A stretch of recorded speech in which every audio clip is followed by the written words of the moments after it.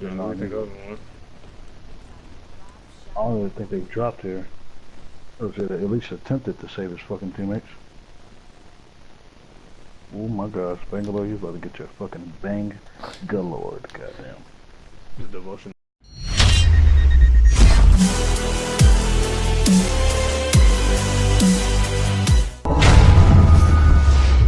What's going on YouTube? That intro was from FatalGrips.com. They sell gaming accessories including thumbstick grips, controller grips, and anything else you can use to improve your game.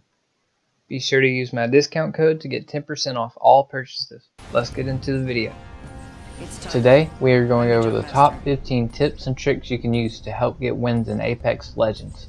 These tips come from the Apex Legends community of over 25 million players. I've left links down below in the description if you'd like to read more about a certain topic. With that being said, number 15 is to know how to drop. Firstly, you're going to want to know where you want to land, and you're going to want to get there as soon as you possibly can. First people on the ground always have more time to search for loot and be ready for whoever is landing behind them. The worst way to deploy is to fly straight to your landing zone, unless your landing zone is straight down. Making a straight line is one of the worst ways to drop, and I highly recommend against it. Instead, I recommend the staircase or the wave method. To do this, you have to immediately aim down when you jump off the dropship, regardless of your destination. You do this until you get your speed up to about 145 or 150. Once you hit that speed, you want to bring your flight pattern upwards into a horizontal pattern and aim yourself towards the direction you want to land. If you do this and try to fly straight, you will quickly lose momentum and your speed will drop. If your speed drops down to 135, you just want to drop down, catch speed, then pull back up to fly further. This is extremely effective and will allow you to get places much faster more often than not. It's usually a good idea to split away from your team as you're about to land. This allows your squad to cover more area at the start. The next topic is grenades. There are 3 grenades. There's an arc star, a frag grenade, and a thermite grenade. All throwables stack up to 2 in your inventory. After the arc star is thrown, it sticks to whatever surface it lands on. The arc star deals damage on impact, and after 3 seconds it will explode, damage to the shield, and it stuns them for 5 seconds. The frag grenade explodes after 4 seconds. The closer an enemy is to a grenade, the more damage you're going to deal. Only the frag grenade and the arc star are able to destroy doors, whereas the thermite grenade cannot. The thermite grenade explodes on impact into a fiery horizontal line, applying a burn effect that deals damage over time. The thermite grenade is most effective when it's used to seal off an enclosed area such as a doorway to prevent enemies from pushing on a position, as well as a mild deterrent to break off line of sight from an enemy. Another situation grenades are good in would be when you've gotten someone low on health and they're just out of your range to push up. You can just throw multiple grenades at them to at least buy time to push up. This one is for when you jump onto a zip line thinking it will take you closer to the ring, only to find out that it's taking you way out of the way. There are 3 types of zip lines in Apex Legends: horizontal, which allow you to travel in a fairly horizontal fashion; vertical, which allow you to gain a height directly upward to a higher area; and lastly, balloons, named after the large red balloon at the top of the zip line. If you travel all the way to the top of a balloon, you will be pushed off and drop down just as you were to redeploy. You can jump off any zip line at any time. This means you can run towards the balloon and go up a little bit, then turn around and jump off in the opposite direction. Just as easily, you can change directions on a zip line. All you have to do is jump and turn around and press the button to reattach to the zip line. This could easily be helpful in a lot of accidental situations, but it's very useful for outplaying someone who is chasing you so you can come up behind them and shoot them. Next up is health and shields. Every character in Apex Legends has 100 HP. There's 4 different types of shields: gray, blue, purple, and gold. Gray adds 50 HP, blue adds 75, and purple and gold both add 100 HP. The gold body shield has an extra ability called Executioner, which allows you to recharge your shield by executing an enemy. If you go to your settings and change your Corsair damage feedback setting to X with a shield icon, then a little shield icon will show up when you hit an enemy with a bullet. You'll know if they have a shield and what kind it is. The color of the little shield icon or damage done number should indicate what shield they have. If the hit marker is glowing red, that means they either have no shield or their shield was consumed. Your best bet is to push, or if he has teammates, push with your team. Be careful not to get the golden shield hit marker confused with the yellow hit marker. Yellow means you've gotten a headshot, which is a lot of damage done. Keeping your eye on your teammates' health and shield is very important, because if they don't have shields and you have extra, it would be smart to drop them and ping them for your teammates. Remember to keep knockdown shields handy and use your healing items effectively by hiding behind cover and obstacles. For number 11, we have sniper scopes, because they're different from every FPS game I've played. I've also seen a lot of new people asking how to use them. You have to keep in mind that the ranging marks change and will always be accurate for elevation and distance wherever you may be aiming at. This means that if you aim at an enemy on top of a hill using a sniper scope, then move down and aim at an enemy who is 100 meters below him, the ranging marks will automatically move to give you the best possible chance at hitting your opponent. While you are still going to have to adjust your aim for bullet drop, you know that if a tagged enemy is 200 meters away from you, then the 2 mark on the scope will always be accurate. Number 10 is the bunny hop. The bunny hop is simple in terms, but is a hard skill to master. It requires a great deal of practice to be able to use during gunfights.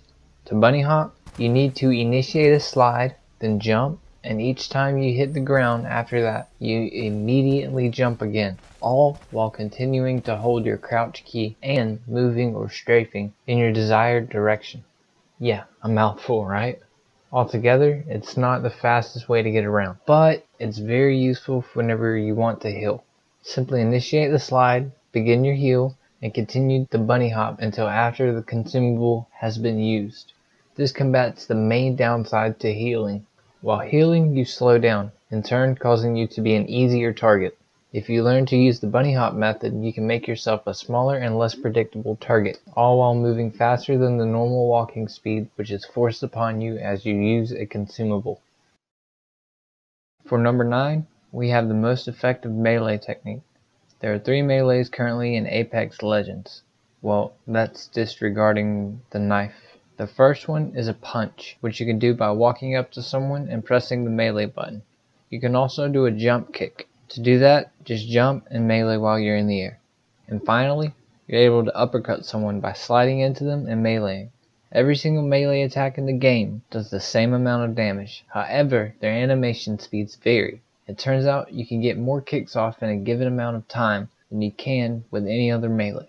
So if it's in the beginning of a game and you're stuck in that melee fight, kicking is usually going to be the better option. You can break your fall by meleeing right before you hit the ground. If you end up jumping or falling off a pretty high area, when you hit the ground there will be a short period of time where you can't sprint or move around effectively. You're kind of recovering from your fall or from your broken ankles. In order to cancel out that animation so you can sprint immediately, you're going to want to melee the ground right as you're about to land. This is relatively forgiving, so it doesn't have to be the exact frame you hit the ground, but it does have to be as close as possible as you can get it. Once you get some practice in, you'll be able to continue sprinting from a fall, no problem. 7 is the crouch swap method. The crouch swap method allows you to swap your weapons near instantly. All you have to do is crouch after you press the swap weapons button. This cancels out the swap animation, which in turn brings your weapon up faster, ready to fire. This proves to be really useful in the middle of a gunfight, and I highly urge you to practice this. Moving on to number 6. Now, I know a lot of people know this, but a lot of people still don't. You can ping what item you need from your teammates. Open up your inventory and hover over what you need. All you have to do is press the ping button. This works perfect if you need a knockdown shield or health kit. Just ping what item you need. It tells your teammates exactly what you're looking for. This system isn't really useful for attachments and things like that unless you happen to stumble upon something a teammate's looking for. Just please don't spam your team for something like a barrel stabilizer or stock, because chances are he's not going to have an extra one for you. The most important use for this is knowing what ammo your team needs and being able to request a specific ammo type. If nobody knows that you need ammo, they would usually run right past it. But say you have knowledge that a teammate uses energy ammo and he's out. If you happen to see some, you can just ping it for him. Now we're in the top 5, and it's the ability to spot the difference between a lifeline care package and a random supply drop. Being able to spot the difference is important to know, so you don't get confused and cause your squad the victory. Lifeline has an ultimate that allows her to call in a care package that looks an awful lot like a randomized supply drop. These randomized supply drops land periodically throughout the match, and they land randomly in random spots at random times. Lifeline usually calls in a care package to get loot or to bait teams onto the care package. So Lifeline's care packages definitely have enemies nearby within the area. If it's a random supply drop, enemies may or may not be in your area. Just know that supply drops contain high value loot and is a high priority for teams looking for the best loot. It's worth mentioning that golden weapons will never show up in a Lifeline care package. To spot the difference before it even hits the ground, Lifeline care packages drop extremely fast, whereas the supply drop will take some time to land. You can also tell the difference by listening to your character. Supply drops are usually announced by your character, whereas Lifeline care packages won't be announced unless you are the Lifeline who called it in. Another difference would be the ripple effect that shows up on your map when a supply drop is inbound. A Lifeline package will not make these ripples.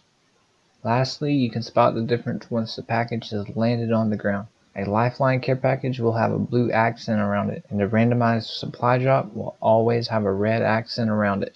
Remember, the blue light coming up means that it has not been looted yet. When the light shooting up from it disappears, that means someone has looted it. Coming in at number 4, you can actually auto sprint or auto run within the game. All you have to do is make sure you're at full sprint and then open up your map or inventory. As long as you're at full sprint at the same time of opening that up, your character will continue to sprint in a straight line. When doing this allows you to place markers on the map or even manage your inventory, all without stopping to do so. Just make sure you point yourself in a direction so you have time to do so without running into a wall. Now we're in the top 3, and this is my absolute favorite thing about this game. You can ninja kick and completely destroy doors. When you run up to a door, just melee it. One single melee won't break a door, but it will violently knock it open. The second melee will always break the door.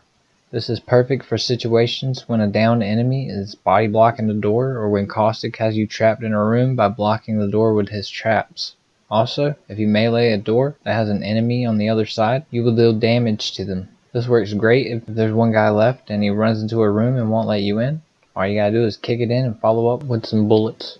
Number 2 is knowing how to disarm a Caustic trap. Caustic has smoke traps which can be placed anywhere on the ground and can be really annoying, especially when they're on a choke point. If you were to walk onto one, he would know your exact position, and this could cause your squad to win. Luckily, these things are easy to deal with. All you gotta do is shoot the red stripe at the bottom of the trap.